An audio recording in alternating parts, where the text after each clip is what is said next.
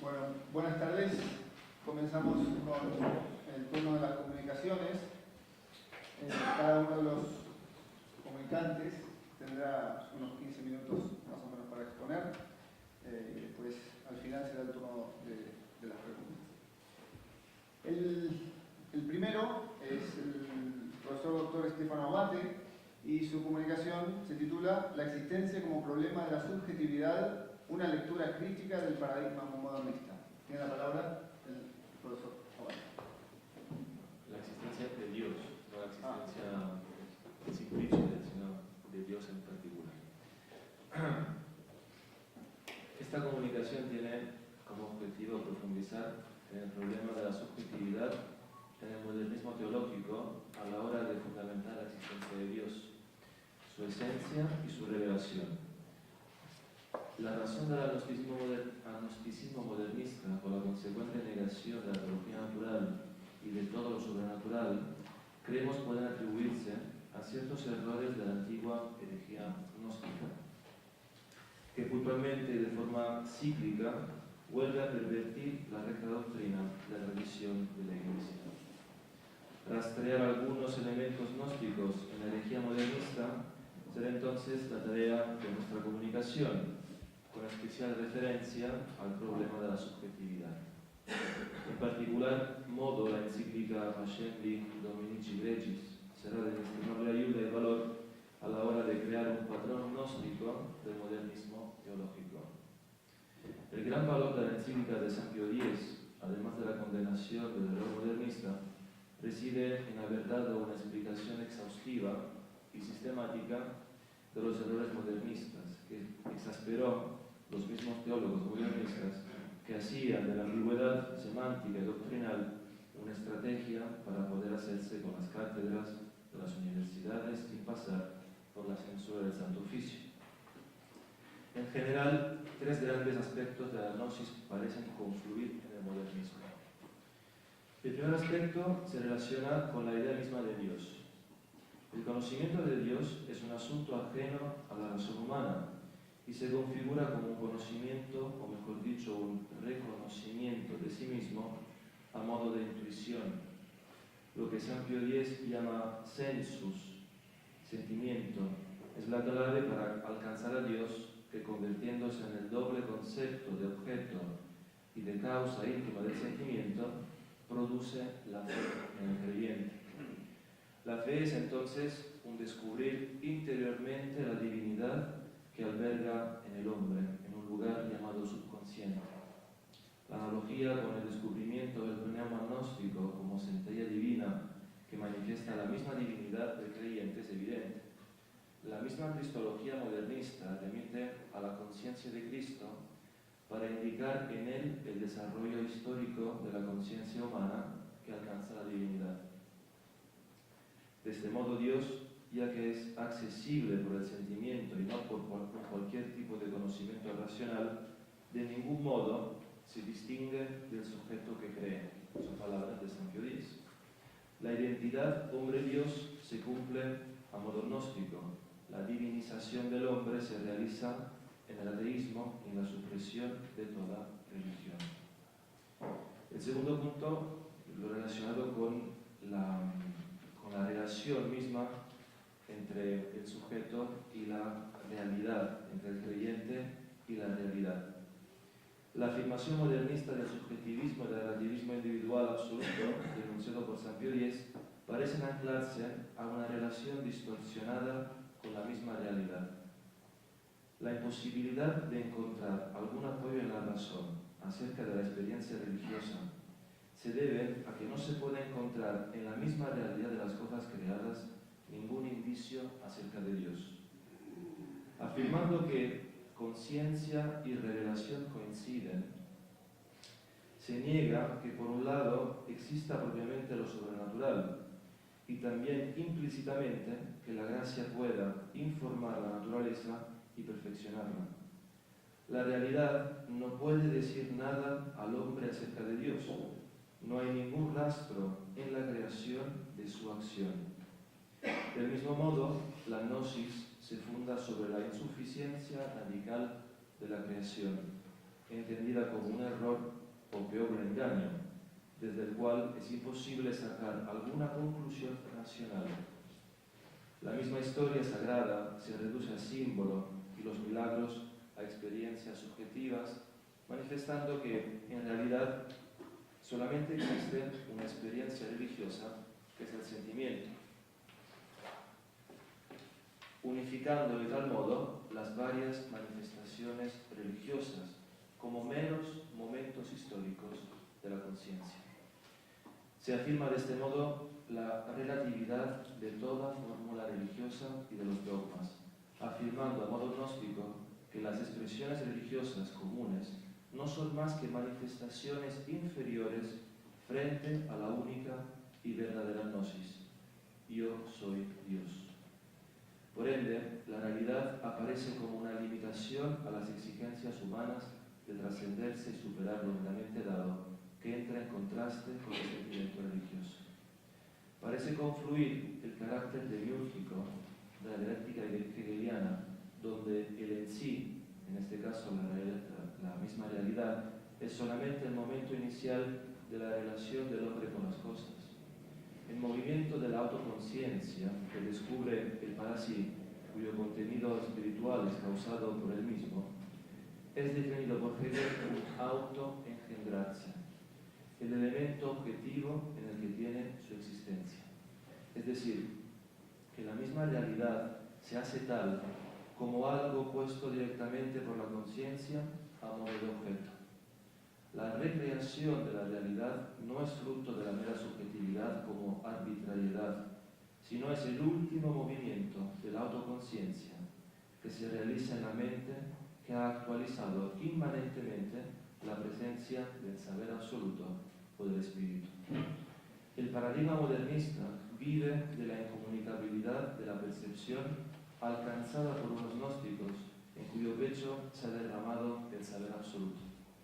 El espontaneísmo y la experiencia privada sustituyen la teología y los dogmas. La revelación ha ocurrido finalmente en el interior de la autoconciencia modernista, o volviendo otra vez a Hegel, una de las lecturas preferidas de los teólogos modernistas, y cito: la vida de Dios y el conocimiento divino pueden, pues, expresarse tal vez como un juego del amor consigo mismo. Eso está en la introducción a la fenomenología. La recreación de la realidad en el movimiento de la autoconciencia, finalmente llamada revelación, es un rasgo propio del modernismo, denunciado por San Pío X, en el cual se pueden oír ecos gnósticos del rechazo de la realidad que se recrea en el interior pneumático de pocos elegidos. El tercer punto tiene que ver con el rechazo modernista a la autoridad eclesiástica acerca de los misterios de la fe y la interpretación de la Escritura.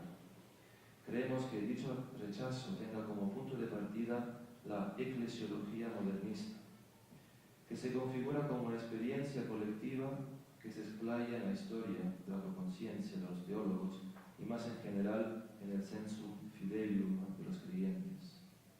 En el momento que se reduce la experiencia religiosa a un solo origen unitario, pues en realidad la evolución de la conciencia religiosa de las varias civilizaciones enseña que hay mitos y comunes relatos, se está sustituyendo la centralidad de la vida de Dios con lo que los modernistas llaman simplemente lo divino.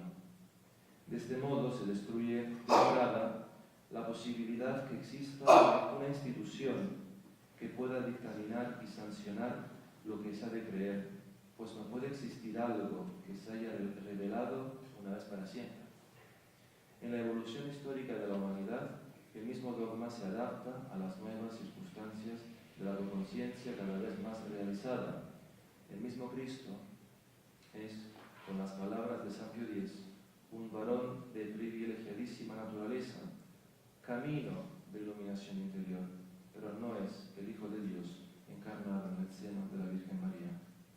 Este añadido sobrenatural resulta una mera proyección exterior, un simple momento de la conciencia de los contemporáneos del hombre Jesús, que ha dado lugar al Cristo de la fe. De ahí que afirmen que tanto en Cristo como en nosotros la existencia de la fe es un fruto propio De este modo se realiza la destrucción de todo lo sobrenatural, reducido ya a naturaleza, quedando abolida por completo toda revelación externa que puede exigir una obediencia al margen de la autoconciencia. Por esto el concepto de magisterio eclesiástico se considera válido solamente en la medida en que se armoniza con la conciencia del creyente o del estudioso. No puede existir más el concepto de autoridad, pues la conciencia ha usurpado su lugar, en orden a la teología natural, a la autoridad de los padres, a la tradición, al magisterio eclesiástico y también a la Sagrada Escritura, en la cual confluyen, a modo historicista, las varias interpretaciones de la autoconciencia del momento. Por esta razón, San Pío X ha definido el modernismo compendio de todas las herejías, pues niega de raíz la posibilidad de cualquier ortodoxia, de cualquier intervención magisterial. También aquí, a modo gnóstico, se evidencia el patrón de desobediencia a cualquier límite exterior, tanto natural como sobrenatural, desde el momento en que la conciencia ha sustituido la verdad revelada.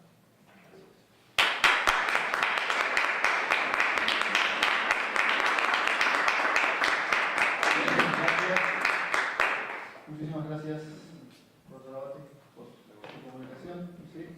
Y le toca el turno al profesor doctor Antonio Macaria. La comunicación que presenta se titula Jesús, el que es la zarza ardiente después del sepulcro. Tiene la palabra. Gracias. Jesús, el que es la zarza ardiente después del sepulcro vacío. Dios, el que es conocido en primer lugar en la historia. Por lo tanto, vinculado necesariamente a lugares históricos concretos. La presente comunicación pretende reflexionar sobre algunos hechos históricos concretos de particular relevancia, cuyo conocimiento estimamos necesario para la teología, pues como dice el Papa en la Accendi también, la Sagrada Escritura es tesoro dado del cielo, fuente y divina norma de la doctrina de la fe, también respecto a Dios el que es. Me ceñiré, por lo tanto, a un análisis muy histórico sobre aspectos bíblicos que tienen relación con el presente simposio. En las faldas del monte de Dios, Moisés se descalzó ante unas llamas de fuego. En una zarza, en hebreo sené, que ardía sin consumirse. El Aquinate lo calificó como una imagen espiritual vista con los ojos. A partir de entonces, Dios será designado como aquel que habitó en la zarza. Deuteronomio 33, Salmo 68, Jueces 5. Varios autores piensan que la zarza ardiente era una zufaifo común, Sisyphus, también conocida como Spina Christi. En tal caso, era la misma planta con la que mucho después se elaboraría la corona de espinas de Cristo. En tal caso, el designio amoroso de Dios, nacido de sus entrañas, se cubrió de fuego y de espinas, del mismo modo en que mucho después el corazón de Jesús, revelado en Santa Margarita, también aparecía entre fuego y espinas, que tampoco se consumían. Moisés hizo la más osada de las preguntas. Si los israelitas me preguntan, ¿qué nombre debo decirles? Ma Shemo. La pregunta era tan importante que se convirtió en sinónimo de la respuesta. Es decir, a partir de entonces, incluso ahora, cuando los judíos dicen el nombre, Hashem, están diciendo Dios mismo. ¿Qué respondió Dios a Moisés? Los hombres han elucubrado distintas palabras para referirse a él, nombres casi siempre relacionados con las obras de Dios. Sin embargo, al responder a Moisés, él no quiso usar ninguna de esas palabras ni referirse a sus obras. Se refirió al ser mismo. La transcripción exacta de sus palabras serían Eye, Asher, Eye. Pero no hay certeza de qué vocales, que no se escriben en hebreo, unían estas consonantes. Por lo tanto, tampoco es seguro cómo se pronuncia. Jehová, Yahvé. Ni siquiera es seguro el tiempo verbal que expresa. Los exégetas se dividen, puede ser un presente, un pasado o un gerundio, o todos esos tiempos. Soy el que soy el que es, seré el que seré. En el artículo final tiene una descripción detallada de las fuentes sobre este tema. El nombre es tan sagrado que es posible que solo una persona lo pronunciase rápidamente, con gran temor, a solas y solo una vez al año, durante el Yom Kippur, el día de gran perdón. Un momento de enorme importancia para comprender el Calvario. Ese día el sumo sacerdote pronunciaba el nombre de Yahvé, mientras rociaba con la sangre de un cordero que no quitaba el pecado del mundo, el caporezo y la asterion que cubría el arca. Allí, entre los querubines, moraba Dios hasta que partió. ¿Por qué Dios escogió este nombre? Filón de Alejandría decía que ningún otro nombre puede ser aplicado con propiedad, pues solo a él pertenece el ser. Santo Tomás dice que fue escogido para significar la sustancia incomunicable y si puede decirse singular de Dios.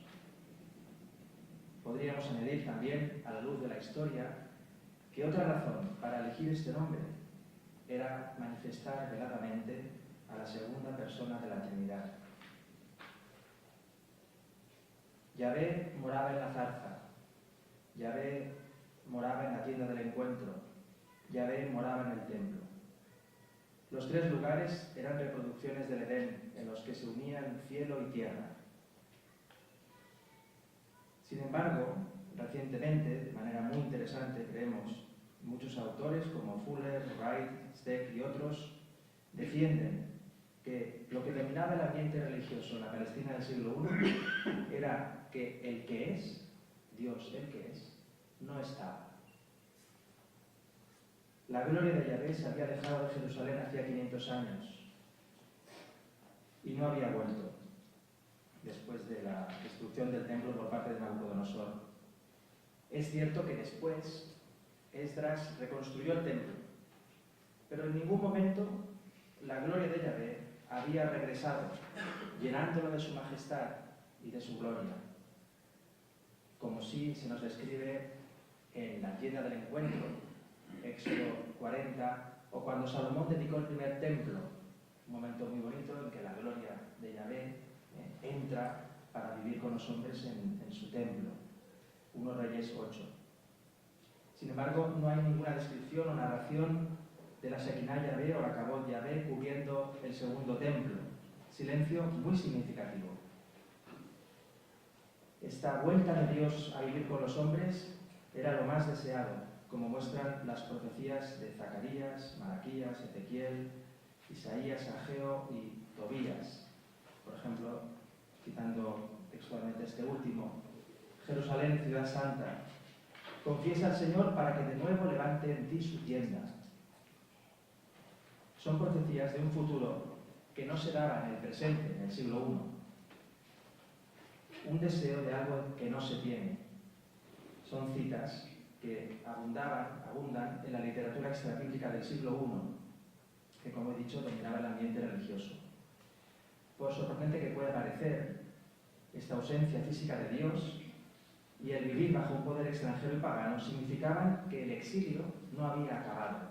Jeremías 30, Nehemías 9, en muchas citas. Es decir, los judíos habían regresado del exilio, pero ellos no tenían conciencia de que el exilio se hubiera concluido de manera definitiva según las promesas de Dios.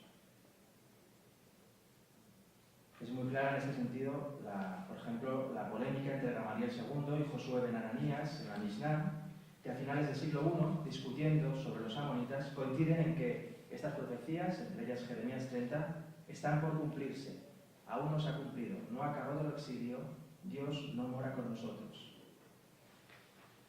Es decir, la esperanza del retorno, del regreso del exilio, del gran perdón y del cumplimiento del destino histórico de Israel. Mi honor será para Israel, Isaías 46, XVI, impregnan buena parte de la literatura extrabíblica que se leía y comentaba en tiempos de Jesús. Por ejemplo, el Apocalipsis animal de 1 Enoch, el libro de los jubileos, Testamento de Moisés, las antigüedades bíblicas, los Salmos de Salomón, incluso los frescos de la sinagoga de Dura Europos, así lo muestran.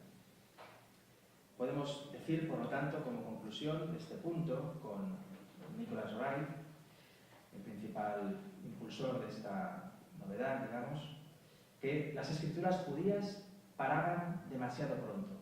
El lector quiere saber qué le sucedió al héroe, es decir, a Israel y a Dios mismo.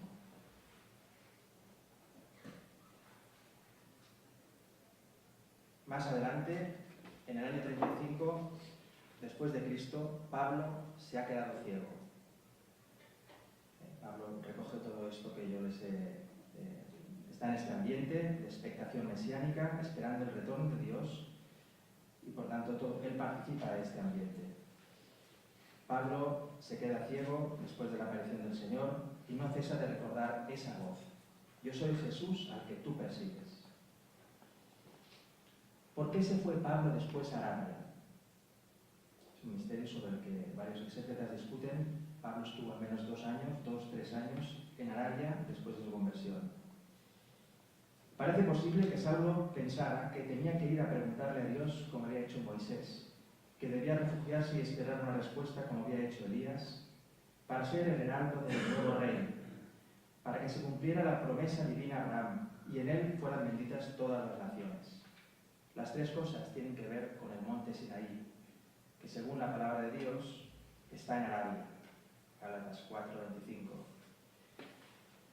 Saulo, San Pablo, se fue de Damasco, sin consultar a nadie, y tomó la ruta real hacia Petra.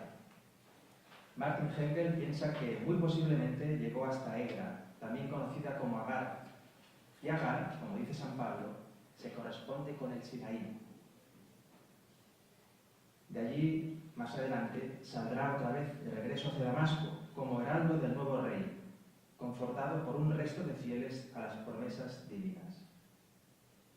Este trayecto que he descrito, San Pablo, de Damasco hasta el monte Sinaí en Arabia, y su regreso de nuevo a Damasco, es idéntico.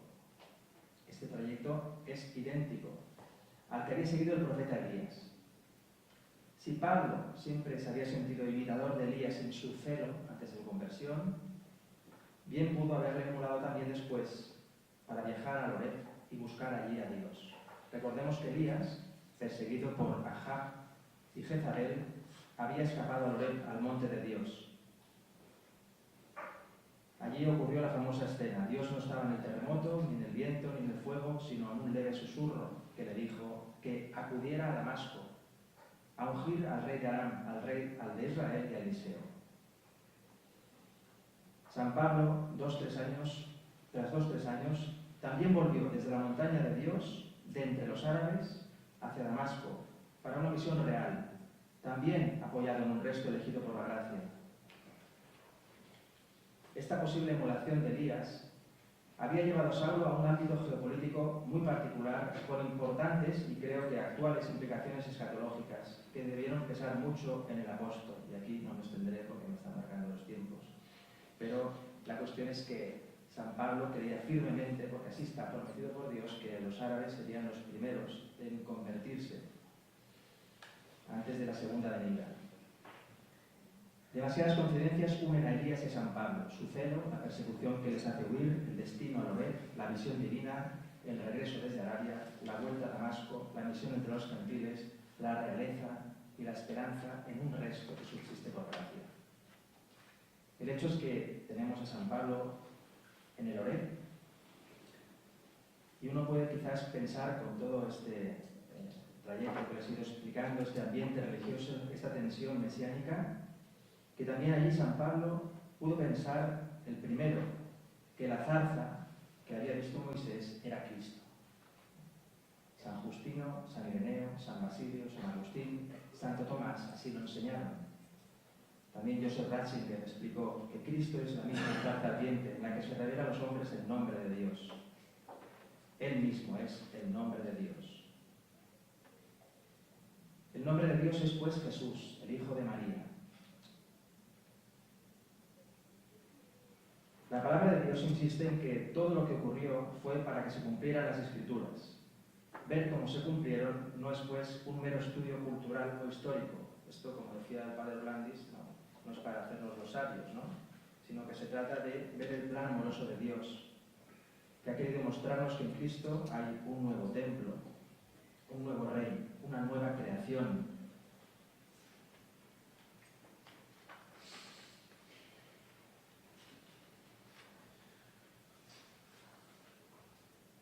Paso pues a las conclusiones antes de que ponga más carteles. Jesús es pues Yahvé, único pastor del único pueblo de Dios, Dios el que es.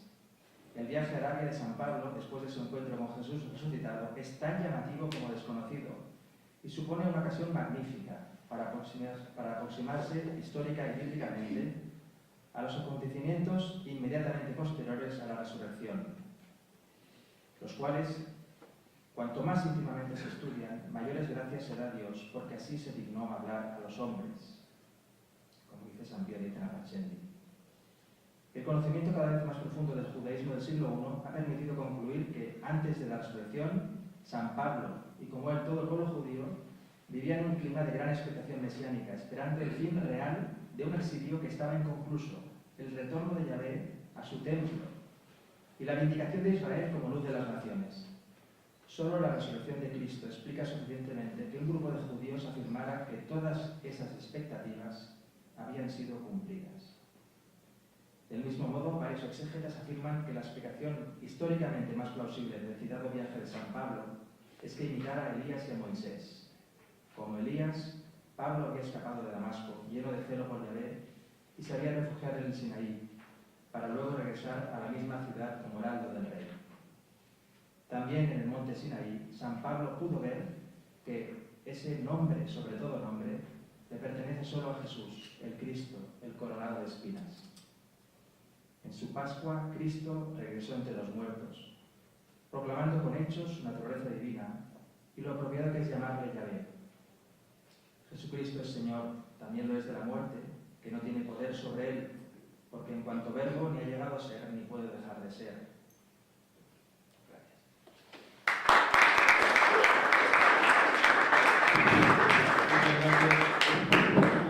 Histórico. Corresponde ahora el turno del profesor doctor Alessandro Mini, cuya comunicación lleva por título Dios como bien de la comunidad política en la tradición tomista catalana. Tiene la palabra. Muchas gracias. Esta comunicación, como ya puede intuirse por su título, no aborda la existencia de Dios en cuanto a cuestión especulativa, sino que tiene un objeto mucho más modesto, humilde, ¿no? Presentar algunos testimonios de cómo insignes representantes de la escuela jurídica catalana medieval, y en particular el que he tenido oportunidad de estudiar más detenidamente, el gran Tomás Mieres, asumiendo dicha existencia y sus consecuencias y siguiendo las enseñanzas de Tomás de Aquino, supieron traducirlas en teorías político-jurídicas ordenadas al verdadero bien de la comunidad política. Sabido es que, al igual que otras sociedades medievales europeas, la catalana se caracterizó en general por la convicción de que Dios, en concreto el Dios cristiano, existe. Esto tal es así que Valle de Guitisolo ha señalado como rasgo típico del talante catalán medieval la unidad de fe en la concepción cristiana católica del hombre redimido por la sangre de Cristo. Esta unidad de fe presenta varios atisbos ya en el amanecer de Cataluña como realidad política frente a la corte de Francia a finales del siglo X. Ha destacado el historiador Fernando Soldevila que, posteriormente a la negativa del conde Borrell II de prestar juramento de fidelidad a Hugo Capeto, hacía falta encontrar un poder superior que pudiera sustituir la monarquía francesa y que, de modo natural, el pontífice romano pareció como la autoridad deseable, prestigio espiritual supremo y garantía de protección y de orden. Es evidente que solo una sociedad profundamente convencida de la existencia del Dios cristiano, ante la ausencia de una autoridad laica para la conducción de los asuntos temporales, en lugar de optar por el hallazgo de otra autoridad semejante, podía parecerle más razonable someterse libre, voluntaria y naturalmente a Romano Pontífice. Esta sumisión supone en el pueblo catalán de la época, cuando menos, su unidad en la fe cristiana, su consecuente comprensión de la subordinación de los asuntos mundanos a un destino trascendente y su reconocer al Papa como máximo guía hacia ese destino. Esta fe cristiana del pueblo catalán se manifestó a sí mismo en su espíritu de cruzada, pronto y tempranamente dispuesto a responder al llamamiento de los pontífices, tanto para liberar territorios hispanos de la presencia de los moros, como para colaborar en la liberación de los santos lugares de la tierra, de Tierra Santa, ¿verdad?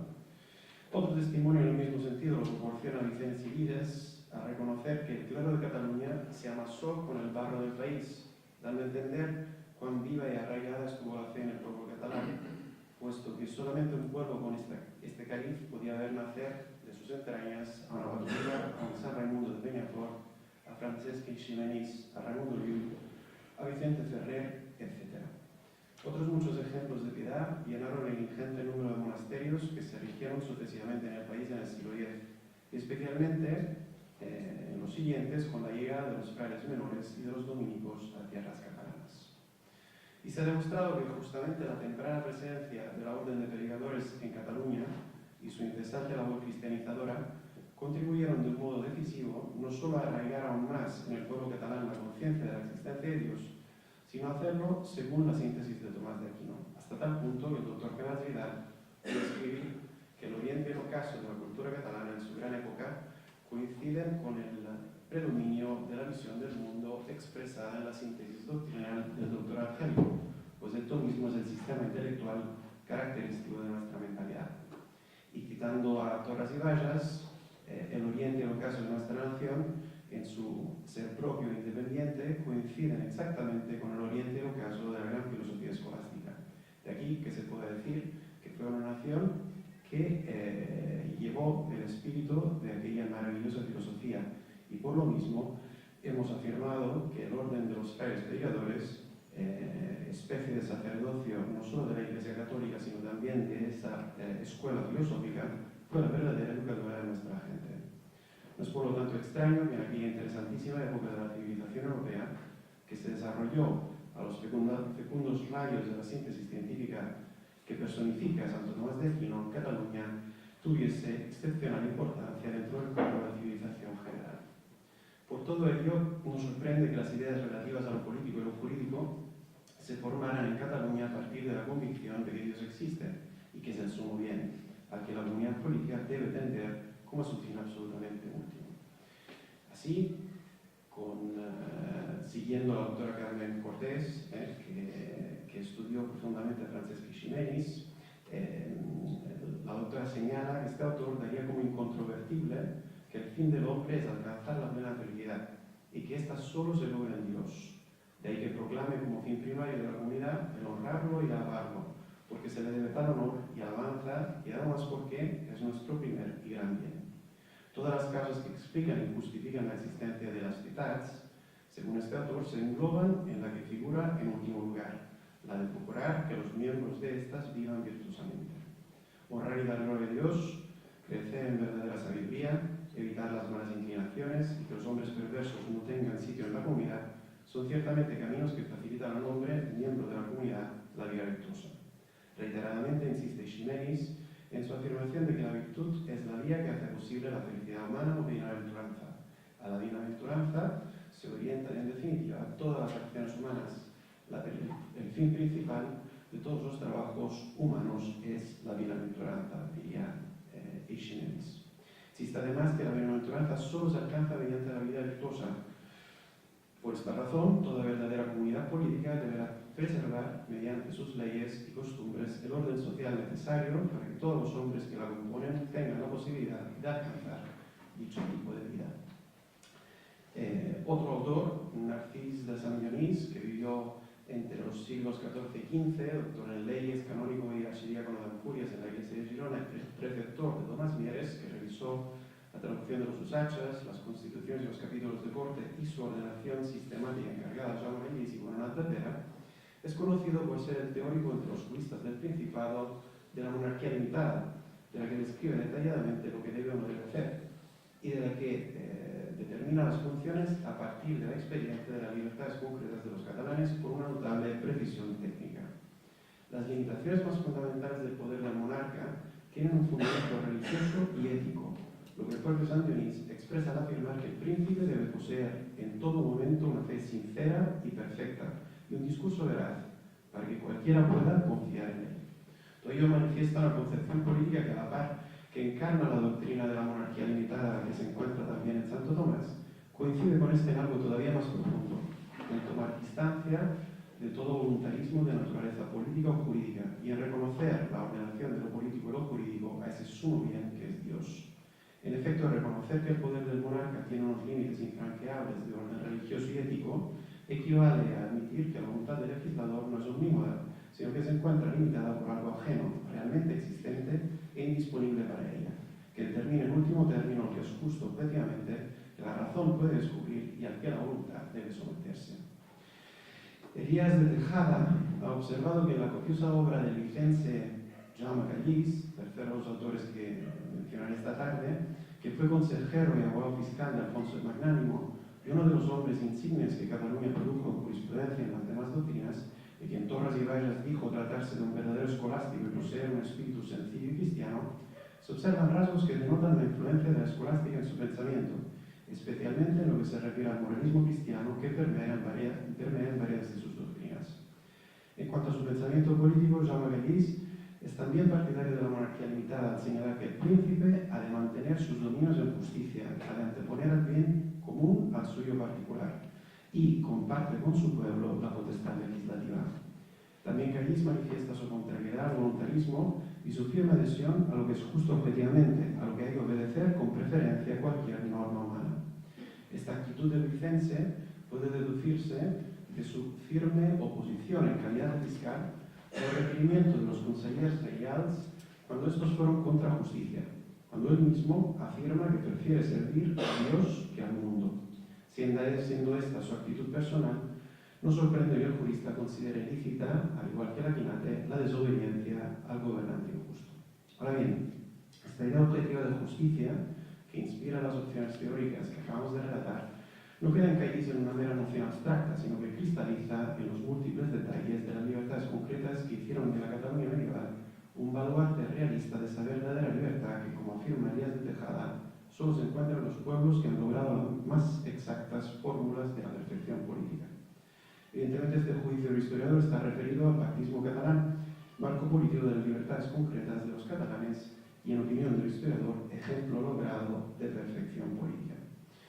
Hay que observar que la preocupación por lo concreto, por lo práctico, es algo constante en las obras de los juristas catalanes medievales, en las que no se encuentran sistemas construidos especulativamente.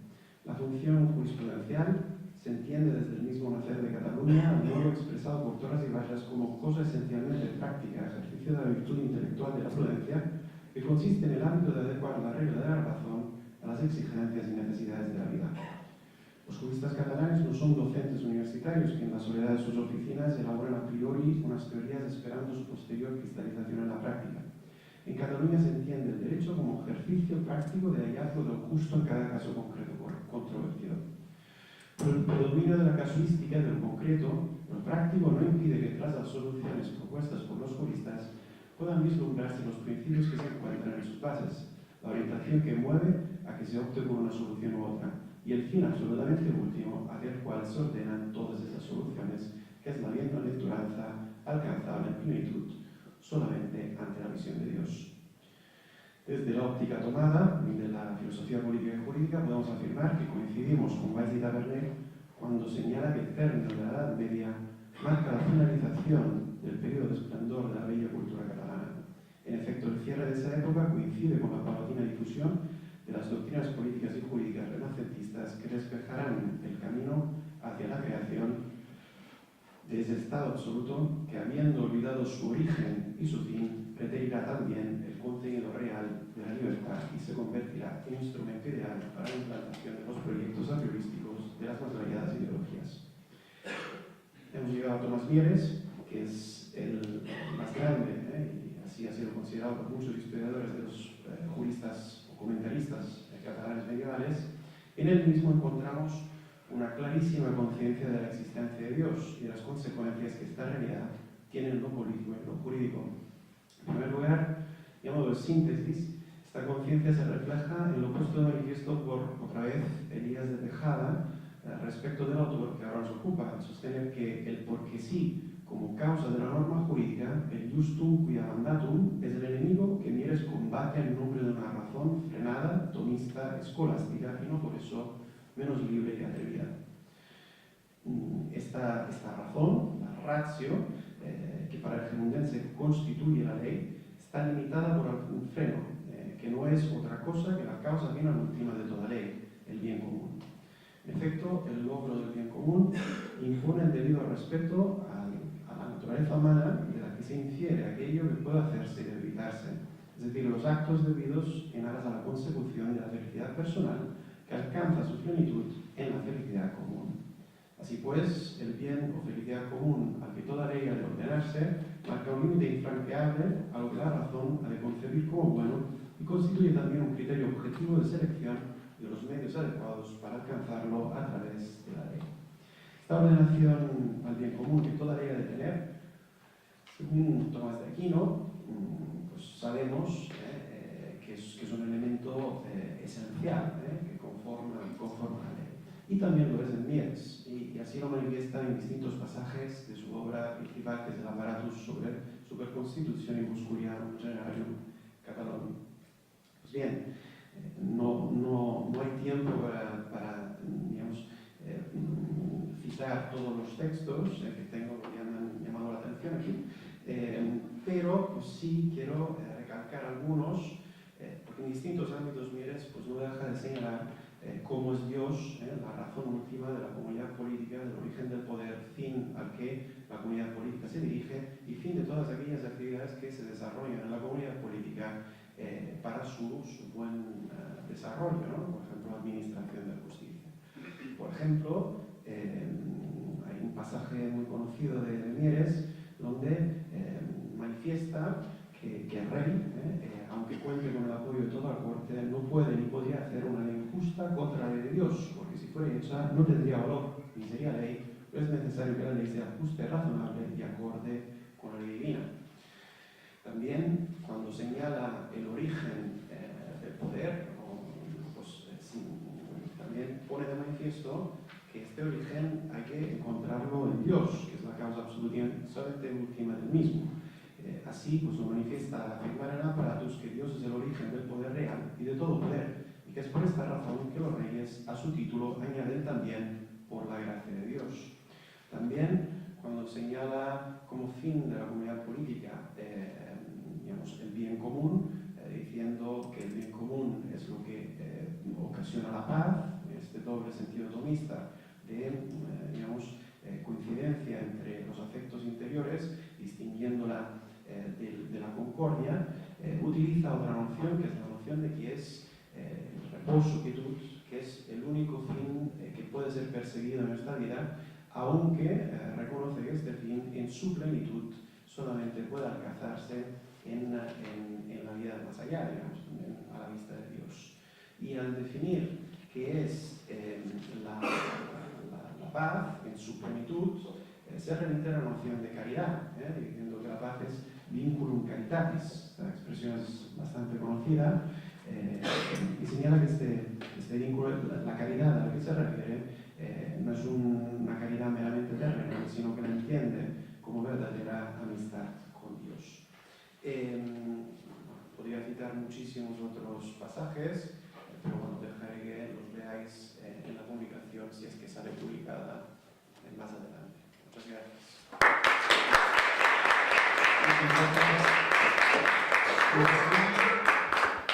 Ajustarse al tiempo. A continuación es el turno de Bruno Zazo. El profesor Bruno Zazo, a ver si lo pronuncio bien. La comunicación es Jesuit Charlie versus Jesuit qui Jesuit. ¿Cómo puede la escatología católica ayudarnos a entender la finalidad de la política? Tiene la palabra. Gracias. Voy a ir de modo bastante esquemático. que creo que así me lo tiempo para después. Esto, más que una comunicación, es un esquema de un paper que presenté en la universidad el año pasado para una materia que se llamaba la tradición cristiana y el ejercicio de la política. Entonces nos preguntaban cómo puede conformar la escatología cristiana la finalidad del ejercicio de la política. Y yo acabé el paper justo el día siguiente a de los asesinatos de Charlie Hebdo. Entonces surgió aquella corriente de solidaridad con los asesinados de Jesús y Charlie, y entonces se me ocurrió que yo podía contraponer el nihilismo de la época actual, simbolizado por el Jesús y Charlie, con la afirmación absolutamente fuerte de la teología católica de Jesús y Jesús. Y entonces ese fue el título del paper, ¿no? Bien, yo pienso que el Jesús es no solo una afirmación metafísica, sino una afirmación escatológica y además que entraña una ética completa, ¿no? Y entonces lo que pretendía en el paper era explicar cómo se contraponía esa afirmación con la afirmación de Jesús y Charlie. ¿A qué dos tipos de sistema de ideas daban lo uno y lo otro? La primera parte del paper se titulaba La subversión de la naturaleza, es decir, la abolición del fin, donde yo lo que explicaba era que todo lo que es el sistema de ideas de la actualidad básicamente radica en telos. Explicaba que la historia de la humanidad era una lucha entre la conversión a las criaturas y la conversión a Dios. Explicaba después, y me metía un poco en un jardín, a explicar cómo en la cuestión de la noción de naturaleza y su componente teleológico ya estaban en cuestión desde Adán, y trataba de investigar por qué Adán no se había conformado con lo que era, sino que había sido tentado por alguien que le había dicho: no, te han engañado, tú puedes llegar a ser un poquito más de lo que eres, atrévete, ¿no? Y me internaba yo por aquel jardín intentando entender qué clase de germen había en Adán para querer más de lo que ya le habían dicho que tenía, ¿no? Después me metía en lo que era la política y hablaba de que la historia de Occidente y la historia de la Iglesia habían sido paralelas y coincidentes, sobre todo en las tres realidades, en el desarrollo de las tres realidades que pueden ser más o menos naturales, que son la familia, el reino y el imperio, pero que había surgido el Estado moderno y que aquello había cortado de raíz lo que era una vida armónica de las realidades naturales. Después hablaba del nominalismo en el paper y que como el nominalismo, pienso yo, que se sentía incómodo con la naturaleza humana y con la naturaleza de Dios, y entonces empezaba a ubicar las cosas en algo que parecía voluntarista, demasiado violento, demasiado caprichoso, demasiado forzado, y como aquello acababa dando lugar a todo un sistema físico inercial, de materia muerta, que chocaba la una contra la otra sin ningún tipo de finalidad. Y eso me llevaba a derivar lo que era el estudio de la ciencia actual. Al final pasábamos de una especie de sistema de concordia natural a un sistema de equilibrio de fuerzas, donde más nos vale no chocarnos unos contra los otros, y los tres pilares fundamentales de ese nuevo sistema político emanado de ese sistema físico, que a su vez emanaba de un sistema metafísico, la igualdad, la libertad y la fraternidad, que no eran más que, digamos, secularizaciones de pilares cristianos, acababan en una especie de paz y un progreso que eran realmente no agresiones y detenciones de lo que era un movimiento natural. Hablaba de las descomposiciones de las estructuras teológicas y después de la posmodernidad y la aniquilación de Europa encontrábamos a un hombre que ya no tenía naturaleza y por tanto no tenía historia, sino que tenía más bien lo que yo llamaba historieta, ¿no? Este hombre no es nada ni tiene nada que ser, será todo lo que le apetezca ser, su nueva naturaleza será el resultado del trabajo de la historia. Esta abolición de la naturaleza, la teología política lo contemplaba como la solución a todos los conflictos. Hay que abolir la naturaleza porque así no chocamos, porque lo de ser algo supone una agresión al otro. Por tanto, hay que ser Charlie. Porque como Charlie, nadie es nada, no afirmamos nada y es la única manera que tenemos de tolerarnos.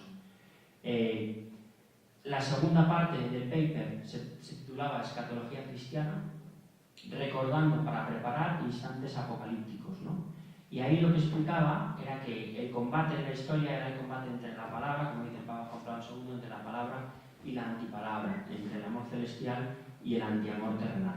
A partir de ahí hablaba de la antiteología y citaba al Papa Juan Pablo II, que decía, coincidiendo con el final del año santo 1975, hemos entrado en los últimos 25 años del segundo milenio después de Cristo, y una tentación decisiva. De alguna manera, siempre la misma tentación que hemos conocido desde el tercer capítulo del Génesis, pero en un sentido más radical. Es un tiempo de gran reto y un tiempo de gran esperanza, y precisamente se nos ha dado para este tiempo la señal, Cristo como signo de contradicción. Entonces, la afirmación de mi paper es, hay que contradecir, hay que plantar cara. Frente a Jesús Charlie, hay que plantar cara a todo lo que es la mentira, a todo lo que es el mal. Los moros que mataron a los de Charlie Hebdo lo hicieron matando, pero para mí hay otras maneras de hacerlo en la línea en la que lo hacen los moros, y es diciendo, no, esto no es así, esto no es así. Eso está mal decirlo, en Inglaterra es políticamente incorrecto decir que algo no es de una manera, porque lo que hay que decir es, yo opino que esto podría, hay un par de indicios de por aquí o de por allá, pero no se puede hacer ningún tipo de afirmación. Y eso para mí en el paper hablaba de que es igualmente totalitario. A partir de ahí, yo defendía en el paper que vivimos en un tiempo apocalíptico pero antiescatológico, que vamos directos al final, pero que rechazamos el fin, y por tanto que era tiempo de restaurar la buena escatología, la que mira al final no como acabamiento, sino como consumación de lo ya incoado. Frente al Jesús Charlie, yo soy el que consiste en ser. Nosotros ya tenemos esa escatología y no es ni el fin de la historia, ni el hombre nuevo, ni el sueño del paraíso aquí. Es un discurso muy realista acerca de la consumación y sobre las realidades de las que está esta compuesta. En todo lo que hagas, es una cita, recuerda tu fin y nunca pecarás. Vivir para el fin, allí y siempre, en el tiempo, como dice el Papa Francisco, o vivir como Charlie, que es vivir aquí y nunca, en una noción más bien espacial que temporal. Citaba a Rainer, que dice que Cristo puede ser el principio hermenéutico de toda afirmación escatológica, y ya me metía en el punto 3, que ese sí que lo voy a leer porque tengo algo de tiempo. Por una política escatológica, 3 recetas que funcionarían para y hacia el fin. El propósito de la nueva escatología es la impregnación de la ciudad de los hombres con la ciudad de Dios, la apertura de la temporalidad a la eternidad. Esto puede conformar una propuesta escatopolítica en 3 elementos y sus respectivas guías. Alfa, verdad. Verdad como realidad de las cosas. 1. Es necesario recuperar. Estos son todo, digamos, recetas que yo le daría a los políticos. 1. Es necesario recuperar la noción de verdad, hoy ya en un tiempo de la llamada posverdad. Y esta verdad viene de fuera, por lo que Zizek llama a Dios nuestro acosador principal, frente al interiorismo del gnosticismo. 2. El dogma verdadero de la redención nos permitirá contemplar, ya que la contemplación es otro recurso hacia la verdad, la realeza de Cristo y el subsiguiente orden de las cosas. Como la verdad es el orden verdadero de las cosas, las diferentes facetas del orden social, política, económica, etc., habrán de ser revisadas de acuerdo a esto. 3. Si la redención ha de ser recuperada, el misterio del mal, mysterium iniquitatis, debe ser revivido también. Hay muchas señales en todos estos últimos años, ¿no? Cuando el Papa Ratzinger renuncia, nos recuerda teológicamente que hay un conflicto entre el amor y el antiamor, también dentro de la Iglesia. La Iglesia decorosa, decía Gamben, frente a la Iglesia fosca. Y también que hay un conflicto entre la autoritas y la potestas, legitimidad y legalidad. Nos invita, con su gesto, a reforzar la actitud escatológica, que es una actitud hacia el fin, frente a la actitud que también tiene que haber en toda realidad, que es la actitud económica, la de la administración del presente. 4. La verdad tiene que prevalecer escatológicamente sobre los hechos, pues las falsas religiones seculares son, de hecho, religiones que no contienen verdades, sino valores y hechos. Beta. Naturaleza. Sin naturaleza no hay salvación. Solo mediante el dogma de la encarnación, la virtud, la fuerza natural entre el artificialismo voluntarista y el azaroso mecanicismo, es posible para nosotros comprender la dignidad de nuestra propia naturaleza, tal y como es, desmitificada. Una carne que es el hogar del Cristo, verdadero Dios, verdadero hombre. 2. Libertad y necesidad no son enemigos. El dinamismo de la naturaleza, trascendental pero inmanente a G, en correlación con inmanente pero trascendental physis, se entiende mejor con la noción del don, de la entrega,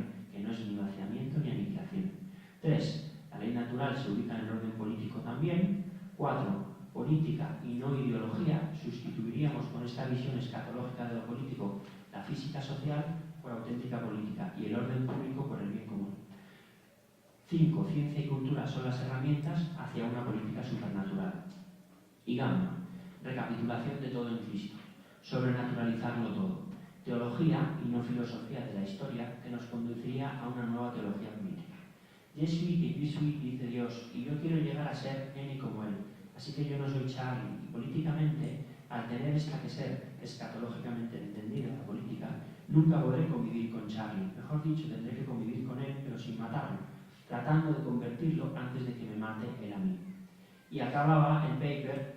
Yo allí en Inglaterra traduzco mucho las cosas que enseñáis aquí, se las voy traduciendo a ellos al inglés, y acababa con una afirmación del padre Orlandis, ¿no? En inglés. La más urgente necesidad de nuestro tiempo, esto a mí me llamó mucho la atención, es la sobrenaturalización de todo, incluido el Papa. Esta vida sobrenatural es lo que trae consigo el reino de Cristo, y esto es lo que inconscientemente implora la indigencia de nuestro tiempo. La idea de Cristo Rey es de vital actualidad para el alma de la raza humana, es de una actualidad psicológica. Y entonces así acababa, ¿no? Con la necesidad de sobrenaturalizar todo y de darle a todo una componente escatológica. Y ya está. ¡Qué bonito!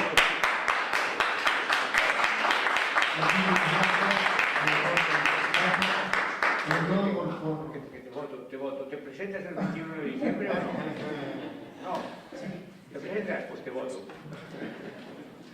Muy bien, con eso termina la ronda de comunicación. No sé si damos el turno de preguntas. Si alguno quiere hacerle preguntas a cualquiera de los expositores, queda abierto el turno.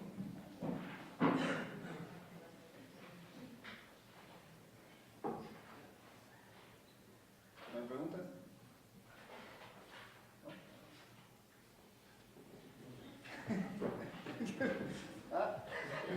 Sí, quería preguntar a Mariano. Bruno, vuelve a salir, por favor. Bruno.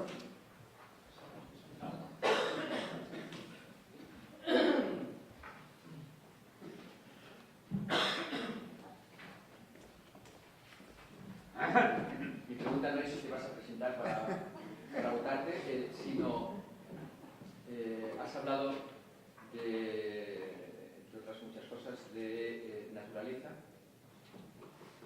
del artificialismo que se da en el pensamiento posmoderno frente a lo que es el concepto de naturaleza. Y el año pasado en el simposio Ser y Naturaleza pusimos como frase muy relevante en la que se sintetizaba todo aquello que queríamos comentar, aquella de Santo Tomás que acentuó José María Petit respecto de que la naturaleza se contempla principalmente en la generación, de manera que lo generado es, siguiendo a Santo Tomás, conjunti generandi, está unido al generante. Esto sobrenaturalizado es la generación eterna del Verbo, pero también el nacimiento según la carne del Verbo de Dios en las entrañas virginales de María. Todo esto es lo que ha desaparecido por completo en la posmodernidad. No hay naturaleza, tampoco hay generación, no hay nada que sobrenaturalizar. ¿Cómo ves en esta cultura, por llamarla de alguna manera, posmoderna, esta ausencia, desaparición de la naturaleza y por tanto de la generación? Bueno, yo lo veo inicialmente como... He intentado buscar dónde puede estar la raíz de esa situación y yo creo que lo que se ha perdido es la noción del parentesco con Dios. Yo cuando he tenido conversaciones con gente poco creyente le he dicho es que En el momento en el que tú piensas que eres hijo de Dios y Dios se ha hecho uno como tú, casi está todo hecho ya. Todo el sistema de ideas mana de allí, ¿no? Entonces, en la posmodernidad, desaparecida la noción de naturaleza, desaparecida esa noción de generación, nos quedamos muy solos. Yo creo que es una de las cosas que se puede observar en Estados Unidos. Es un país que está muy solo. Y entonces nos levantamos todos los días, como hacen ellos, con la inmensa tarea de hacerlo todo otra vez nosotros, incluso a nosotros mismos. No venimos de nadie, nadie nos ha dado el ser, no somos hijos de nadie. Y entonces eso genera una zozobra tremenda. Donde yo creo que la civilización, la nuestra, tiene un pequeño recurso es en la noción de generación y de creación, y en ir encontrando similitudes entre cómo nos crea Dios y cómo creamos nosotros, y en ir encontrándonos, digamos, a nosotros mismos como manitas y deditos de Dios. Y a partir de ahí, yo creo que a medida que vayamos viendo la maravilla de lo que vamos haciendo a imagen de lo que hace Él, yo creo que seremos capaces de reconciliarnos con la noción de naturaleza, que yo creo que hemos erradicado más bien por miedo. Yo creo que la hemos erradicado, por supuesto que por soberbia, pero sobre todo por miedo. Por el miedo a que es algo, como decía Petit en el vídeo, es algo en lo que no hacemos pie. Controlamos todo, pero eso es una noción, digamos, que está tan oscilante entre el aquí y el allí, para mí, tal y como yo la entiendo, que nos da un poco de miedo. Y entonces decidimos cortarla por lo sano, ¿no? Utilizando, digamos, las manifestaciones en las que la naturaleza aparece, y una de ellas yo creo que es el dinamismo creativo y la alegría de dar a luz a un niño, la alegría de ser padre, la alegría de hacer un cuadro maravilloso, la alegría de acabar de escribir un libro. Yo creo que podemos empezar a sentir como siente Dios y a partir de ahí empezamos a compartir con Él otra vez esa noción de naturaleza. Y a partir de ahí yo creo que todo lo demás se puede volver a formular. Habría que ir, yo creo que más que a mecanismos muy teóricos, a mecanismos muy cercanos a lo que es el corazón de Dios y cómo Dios crea, y dónde crea y dónde está Dios creando. Me gustaba mucho lo que decía Besson en no sé dónde, que decía que cuando uno crea, de repente no sabe por qué siente una inmensa alegría. Y esa alegría proviene de la sensación de que la vida ha triunfado. Entonces, no hacemos pie, pero yo creo que el camino, la pista está por ahí, por los momentos de creación, que son, yo creo que frente a la abolición de la naturaleza y sustitución por el artificio y la técnica, que es fabricación, donde más nos empezamos a acercar a Dios, donde no hacemos pie, donde no podemos controlar el plástico y hacer 1000 millones de botellas como estas, ¿no? Ahí, donde ponemos nuestro ser en lo que hacemos.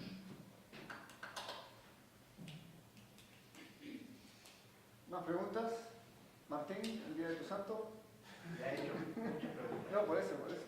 Quería ver si querías sobreabundar. No. Pues muy bien.